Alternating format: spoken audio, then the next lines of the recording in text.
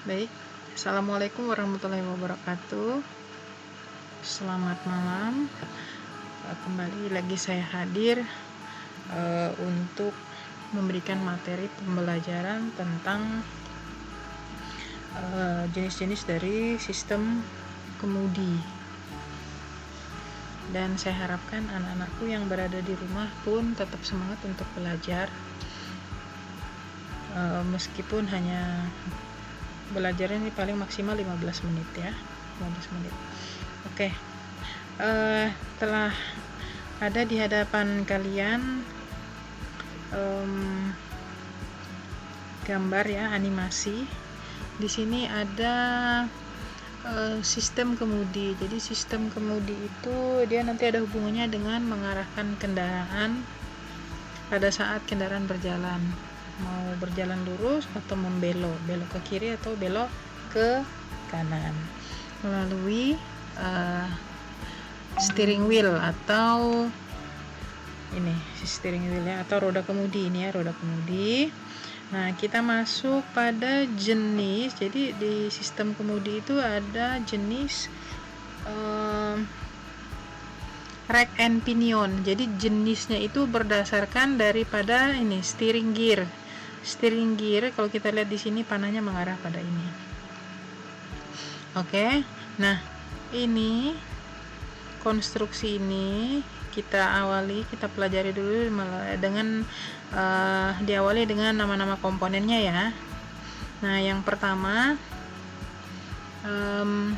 komponen yang ini, yang setir ini, kalau dalam bahasa Inggrisnya steering wheel, roda kemudi. Kemudian steering ini putaran, kalau diputar, putarannya itu akan dilanjutkan dengan steering shaft ya, poros kemudi. Nah, kemudian dilanjutkan putaran, diteruskan ke steering joint. Ada joint di sini ya, ada joint, ada yang disambungkan antara steering shaft dengan steering gearbox. Nah, jadi kalau kita bilang gearbox biasanya ada hubungannya dengan transmisi. Transmisi itu pasti isinya gigi-gigi gitu ya. Ada hubungannya dengan kecepatan kendaraan. Gigi satu kecepatannya sekian dan seterusnya. Nah, istilah gearbox juga dipakai pada sistem kemudi. Nah, untuk tipe sistem kemudi tipe rack and pinion. Rack and pinion ya, tulisannya RACK pinion. Nah, jadi steering gear ini di dalamnya sini ada gear juga. Jadi ada gear di sini namanya pinion gear. Pinion gear artinya dia yang menggerakkan. Ketika steering ini diputar, putaran diteruskan melalui steering shaft, melalui steering joint, baru ke gearbox. Gearbox ini pertama yang menerima putaran adalah pinion gear. Ya, pinion gear. Pinion gear ini kalau berputar akan menggerakkan, ini ada rak. Jadi dia kayak poros gitu ya. Nah, di bagian sini ada kayak gigi-gigi. Jadi kalau rak itu ibarat aja kayak ada rak piring gitu ya, disusun begini, giginya bentuknya begini. Gini ya. Nah, gigi-gigi ini akan bergerak. Di sini ada gigi-gigi. Jadi kalau dia mau bergerak ke sana, ke kiri dan ke kanan, di sini harus ada gigi yang menggerakkan. Gigi yang menggerakkan itu namanya pinion gear. Kalau ini berputar gini ya, ini akan ke sana. Dibalik lagi kan ke sini. Nah, rack ini nanti dihubungkan dengan tirot. Tirot ya. Nah, di sini nih ada sambungan joint deh. Sini ada joint.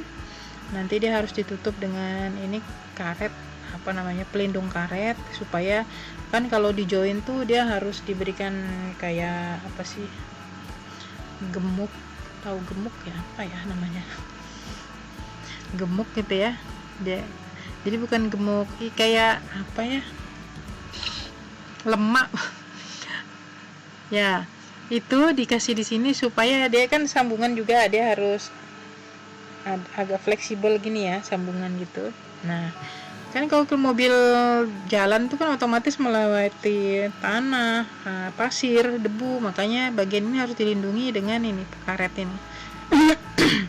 dia bisa mengembang, dia mengembang, bisa mengerut begini. Kemudian tadi ada sudah ya, tirot sudah, rak pinion ini rak gitu ya. Kemudian nanti diteruskan ke knuckle arm nih ya, knuckle arm. Nah, kemudian kalau kita lihat tipe yang ini dia penggerak depan ya. Kenapa penggerak depan, Bu? Ini kita lihat di sini ada dimensi dari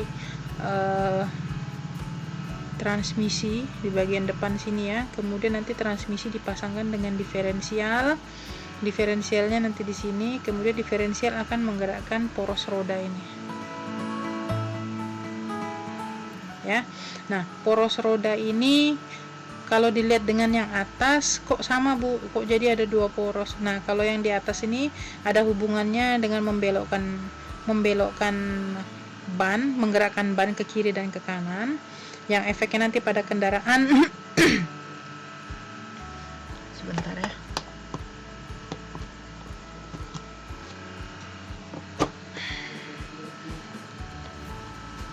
Yang efeknya dengan kendaraan jadi bisa belok kiri, belok kanan, dan kendaraan bisa tetap lurus. Nah, kalau yang poros yang di bawah ini poros roda, hubungannya dengan roda yang berputar ya. Kenapa bisa roda berputar? Karena dia digerakkan oleh final drive ya. Oke. Sudah ada steering knuckle ya. Kemudian di sini ada lower arm. Lower arm ini nanti ada hubungannya dengan suspensi ya. Jadi dia lengan bagian bawah. Nah, coba kita lihat bagaimana dia bisa bergerak. Oke, ketika steering diputar, putaran itu diteruskan, akhirnya sampai pada gearbox di sini. Gearboxnya tipe rack dan pinion, gitu ya. Nah, ini bisa dilihat. Jadi ini yang membuat ini berputar. Kalau yang ini, yang atas untuk bagian ke kiri atau ke kanan.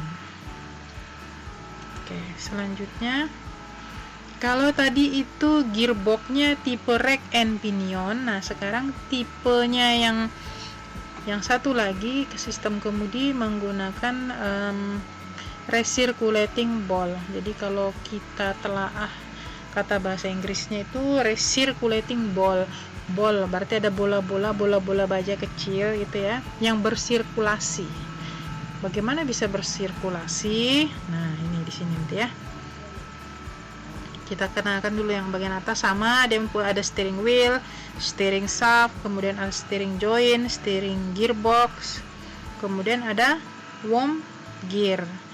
Worm gear ini dia itu ceritanya jadi di sini ada poros tapi dia seperti ulir. Terus jadi kita membayangkan antara baut dan mur. Di antara baut dan mur itu terdapat bola-bola. Nah, kenapa ada bola-bola? Agar kan kalau misalnya hanya baut dan mur, gesekan permukaan yang bergesekan itu besar. Ya. Nah, kalau di recirculating ball, di antara baut dan mur di antaranya ada bola, maka dikatakan recirculating ball. Bahwa di dalam worm gear ini terdapat bola-bola yang bersirkulasi. Dia bersirkulasi tergantung dari putaran steering wheel ini. Ya. Nah, ketika ini bergerak ke atas ke bawah, worm gear-nya ini terhubung dengan sektor gear nih, poros sektor ini ya. Giginya cuma ini aja, 1, 2, 3, 4. Gigi ketemu dengan gigi yang coklat ini ketemu dengan yang biru ini.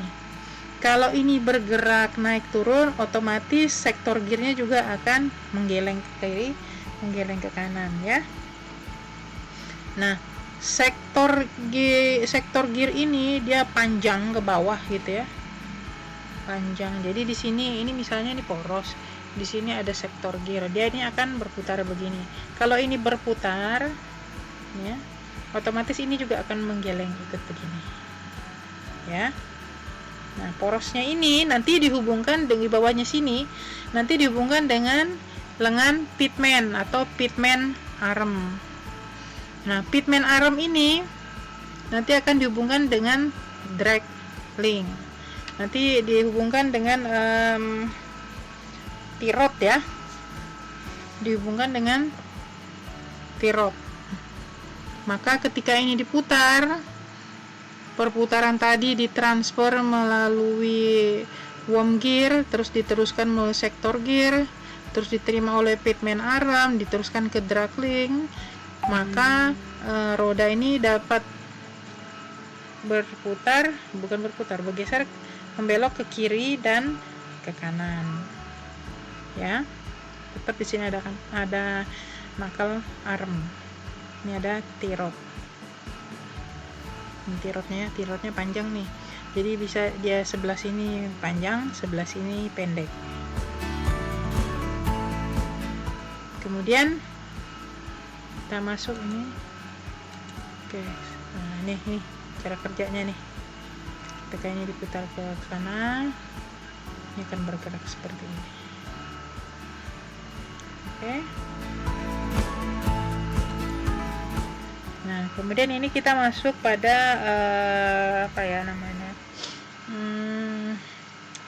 bagaimana mobil bisa membelok tanpa menyebabkan slip atau menyeret gitu ya. Nah, jadi ada namanya Ackermann-Jantau, teori Ackermann-Jantau yang mengatur bahwa kan yang bergerak ini kan, kalau kita nyetir pasti yang kita mengarahkan dua roda ini ya, ke kiri dan ke kanan. Nah, pada saat membelok begini ya. Nah, pada saat membelok, sudut roda terhadap sumbu putar ini berbeda dengan sudut putar dari roda yang sebelah luar. Ini yang sebelah dalam ya, ini sudut putar. Kalau dilihat dari sini berarti roda yang ini sebelah dalam, yang ini sebelah luar. Otomatis kalau dilihat dari radius jarak antara ini ke ban yang pertama ke sana, maka menghasilkan jejak tapak ini berarti radiusnya yang sebelah luar lebih besar.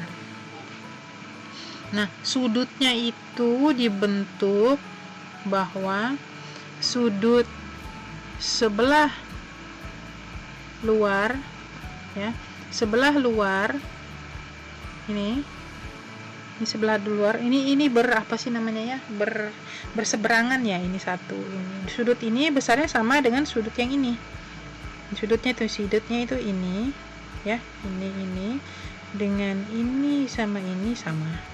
Nah, kalau sudut yang ini yang beta sama dengan sudut yang ini.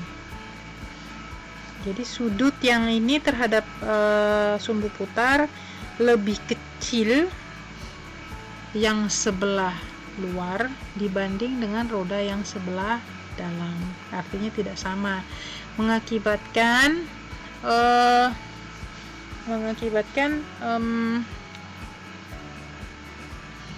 roda sebelah luar berputar lebih cepat, harus lebih cepat, karena kalau sama putarannya, misalnya di sini 45 derajat, sini 45 derajat, otomatis dia akan nyeret ya.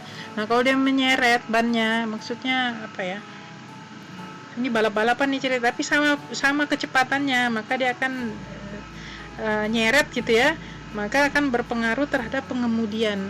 Kita mengemudikan kendaraan tuh rasanya tidak nyaman gitu ya, tidak stabil. Oke.